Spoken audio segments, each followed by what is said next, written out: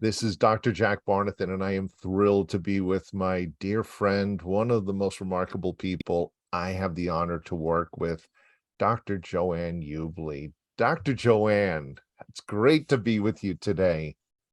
Oh, it's fantastic to be here, Jack. Thank you, We, Dr. Jack. we've been brainstorming and sharing research and on focaccia bread and protein and everything.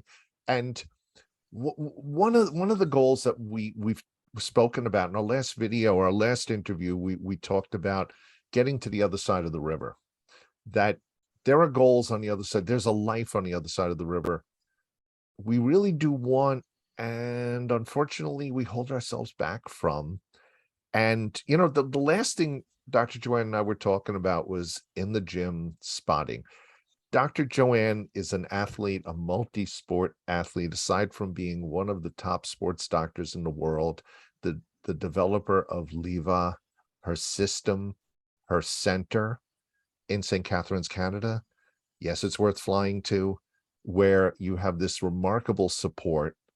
And I guess that word is good, because we were talking about when you're spotting someone. So Dr. Joanne was a figure skater. Dr. Joanne was a power lifter and a cyclist, and I could go on. But we were talking about spotting someone when they were bench pressing and they get to that last rep. And you might have done this, and we were smiling about it, and the person is stuck. It's like third set, eighth rep, but they could finish it. And you say to them something encouraging, positive. This is your weight. You picked it. Come on, you've got this. Okay, I'm going to spot you. And instead of grabbing the weight and pulling it up for them, now they can't see. Dr. Joanne, I want to just talk about this crazy phenomena. We would put just 2 fingers under the bar and say, okay, I got you. And up it would go. And they'd finish the rep. And then we'd say to them afterward, I want you to see what I did to spot you. 2 fingers. What? And now there's this revelation, and their whole brain suddenly, Dr. Joanne, it tells them that I could have done that without your 2 fingers, right? Absolutely. More and more, we're learning how there's so much possibility that we somehow think doesn't exist. But we're proving it all the time with these subtle actions to get ourselves to really believe there's something far more powerful than just science and just art. There's that connection that goes between both of these. And the more we're uncovering that there's something so much more powerful that's in ourselves, that we have everything that we need in ourselves, we can just develop it more and more and more to be as powerful as we're designed to be. There's an energy and an edge, and there's so many studies. It's like the more we challenge ourselves, the more we discover suddenly, yes, we can. Study done there are marathons, and then there's marathons, and there's a marathon in the Yukon in Canada, our upstairs, very, very polite upstairs neighbors. I say with respect and love, we know that.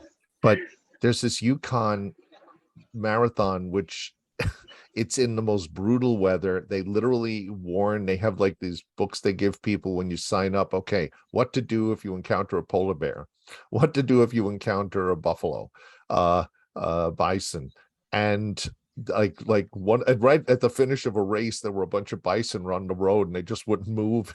You had all these runners like, oh, come on, guys, like give us a break. I'm sure the bison were like, but they did a study of their blood serum to see what is the body doing to help protect them from the cold. And there's certain things, we're not to get into all of that, but there's some cool hormones they didn't realize, chemicals that were released to protect the brain and so forth.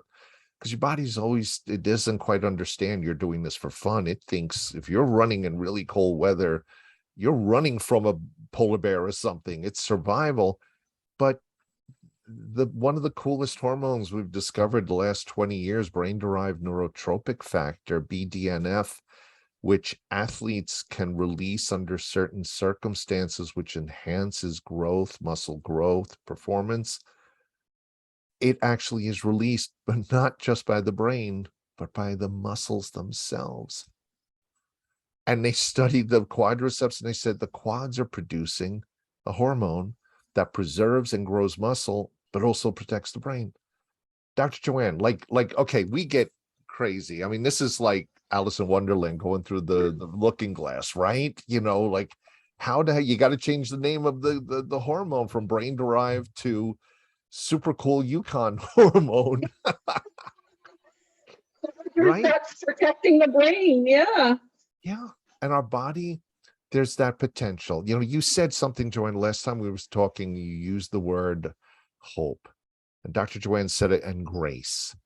And in a way, like our affirmations and our positives, isn't that one of the keys maybe that we could like emphasize and leave people with today, Dr. Joanne?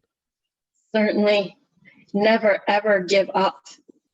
Hope is, well, they proved it back in that 1951 study with the rats. You know, the rats were subjected to 15 minutes of having to swim for their lives. And out of the sky, the magic hand came from to rescue them, and they were fed and dried off, and then they were put back into that water, and they continued to swim like beyond 60 hours. And of course, you know, we all know that the glycogen would have been depleted, every possible nutrient would be gone from the body, but they continued to swim, and they lived and survived and thrived. And the only thing to sort of explain something like that would be hope. Hope. Hope. Yeah. The little peanut brains that they have realized that the hand in the sky saved them at the last moment. So all they got to do is keep doing their thing, keep swimming. And that hand, they had the hope that that hand is going to come out and pull them out of the water. And that's getting across that river. That's saying, you know what? If I'm eating sugar today, I'm not going to have the clarity. I'm not going to be as excited. I won't have the ideas, but I'm also stealing from myself the ability for my body to release the cool hormones and chemicals and creativity and joy, and be reminded that across that river, there's a life that's so juicy and satisfying. And it's a fire that we're igniting for ourselves and learning how to deliver to others. And that's the whole one of the biggest things and joys, and it's a lot better than candy corn or a venti lattes, pumpkin spice latte, sugar bomb. Nah, we got something cooler. Dr. Joanne, how it's a joy, and it's exciting, and that's part of what Dr. Joanne and I hope to do with our little talks, and just plant some seeds and make you think about, wow, look at what my body can do right, Dr. Joanne? Yes, absolutely. We're getting better and better and stronger, and really listening to the body. The body has all the clues. You just have to develop your system of knowing how best to cope and manage, the different signs and symptoms that your body's whispering to you with every part of every second of a day. So these strategies that we're developing are just so powerful, and it's really grateful and such a joy to share. The more that's shared, the more we learn, the more others are empowered, as we are as well. So it's creating an incredible universe of filled with awe and joy. Amen. And nothing beats it. Amen. Mm-hmm. Thank you, Dr.